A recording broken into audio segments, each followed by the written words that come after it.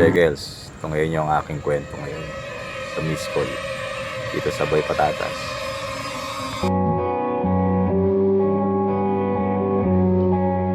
Ay, napagod.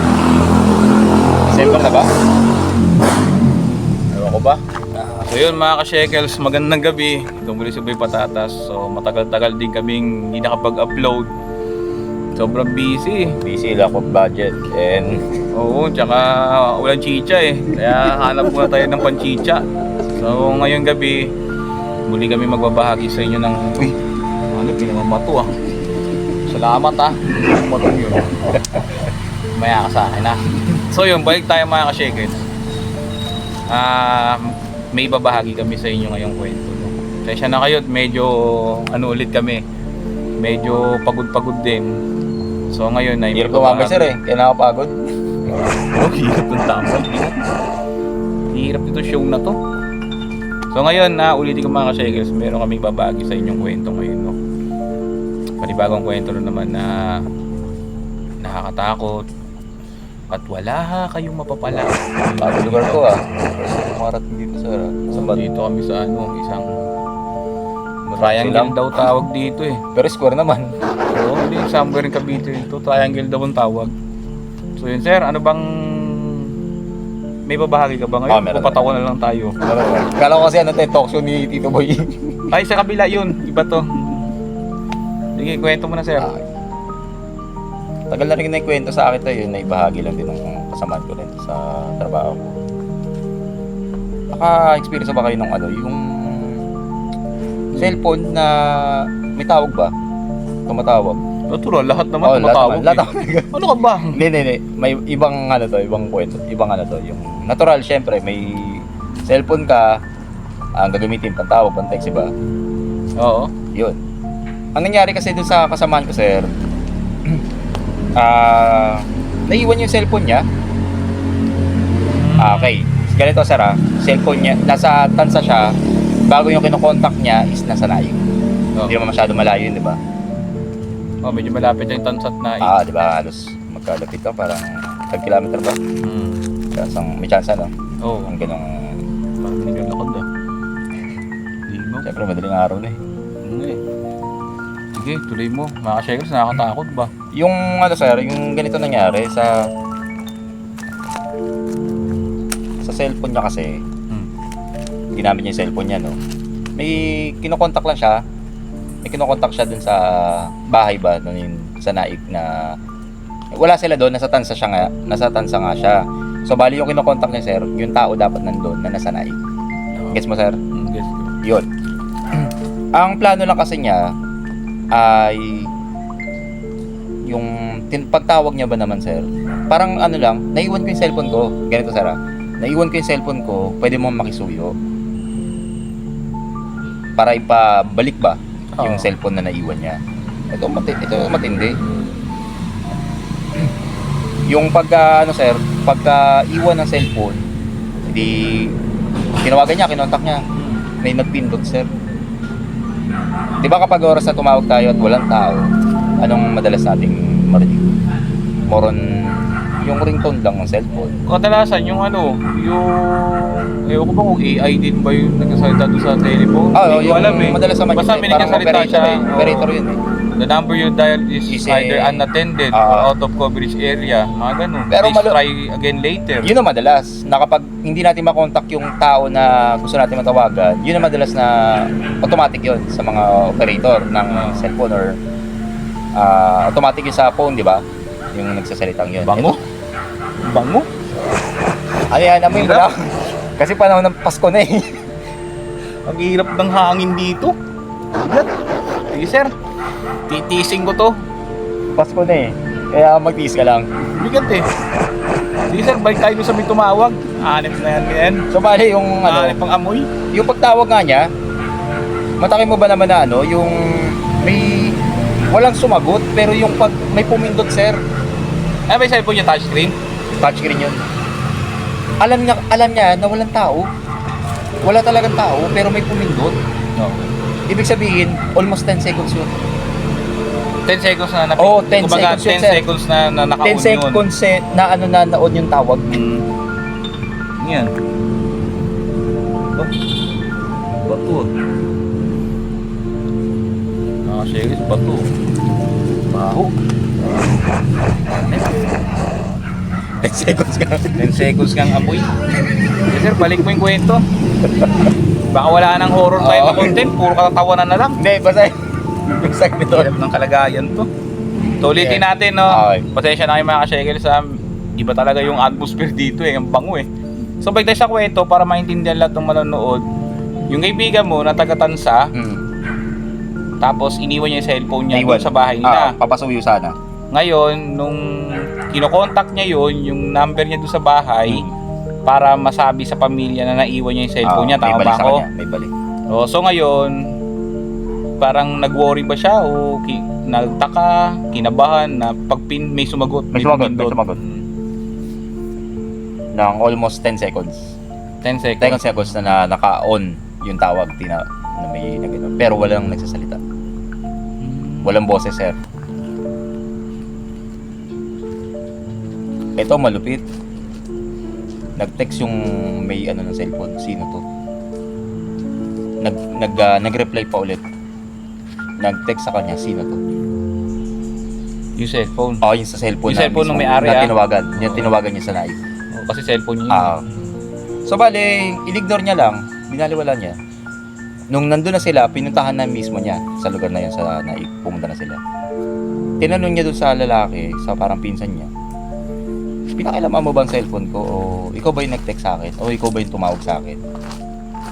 Siyempre, hindi naman sir magagawa ng kung sino pa man yung kung sino mang nilalang. Hindi, sino ba tao sa bahay nila? Nakapadlock eh. Nakapadlock eh. Yun ang pagkakasabi niya sa akin. So walang tao sa Wala bahay? talagang tao sa bahay. Lang. Pero expect niya may uuwi. May uuwi noon galing sa EPSA, sa company ng EPSA. Nag-expect siya. Kaya inisip niya yung pinsan niya ang nakialam or yung pinsan niya yung may hawak na baka siya yung sumagot ng tawag o yung siya yung nag-reply. Pero alam mo sabi ng pinsan niya, kakauwi ko lang eh. Kakauwi niya lang. Pagdating niya sa bahay, sir, walang tao talaga. Kaya sinabihan niya yung pinsan niya, nagalaw mo ba itong cellphone ko? Nahawakan mo ba? O ikaw ba yung ikaw ba yung sumagot ng tawag ko na 10 second lang? Ganun. Pero napagtataka, no? Paano? Yun nga, sir eh. Ang May ano doon, pindot paano yun. magkakaroon ng pindot yun, sir? Kung poltergeist yun. Baka Diba? poltergeist. Pero hindi ko kasi alam paano i-edit yun eh. Diba? Yung pipipindot, walang tao sa bahay, tapos may mag-chat-chat pa sa'yo ng gano'n, mag-text.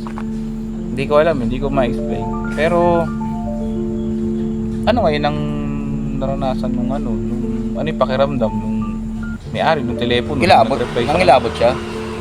Pero parang sa kanya, sir, hindi niya na lang, binaliwala niya na lang din yung naramdaman niya, naranasan niya. Hindi niya na masyadong, hindi niya na inano, binahagi sa iba, nang sa gayon hindi na matakot kagaya ng takot niya. Pero, sanay na siya. Marami pa siyang naranasan eh. Hindi na lang niya inano. So, Inopen niya na sa akin. Yun, Oo.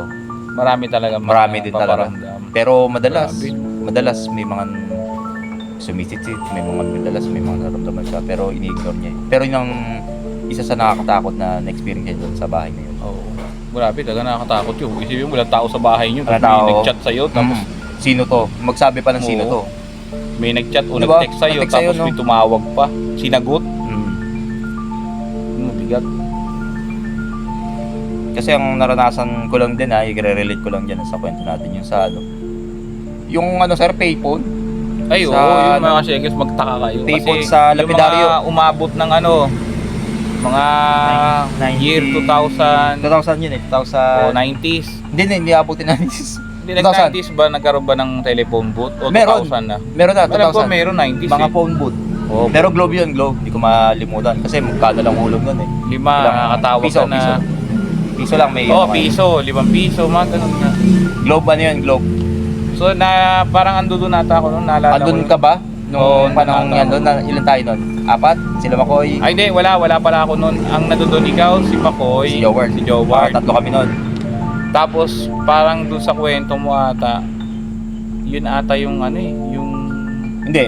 Imposible sir Ang nangyari naman Yung gabing yun, nakatambay kayo doon. Oo, nakatambay kami. Parang magti-trip lang kami. Mm. May tatawagan lang kami kasi lakas pa ng tama eh. Lakas pa ng mga trip ng dati eh. So bale, kami ang napagtripan sir. Telephone booth yun ng Globe. Bigla sir nag-ring. Paano matatawagan yun? Wala namang ano yun sir. Landline yun.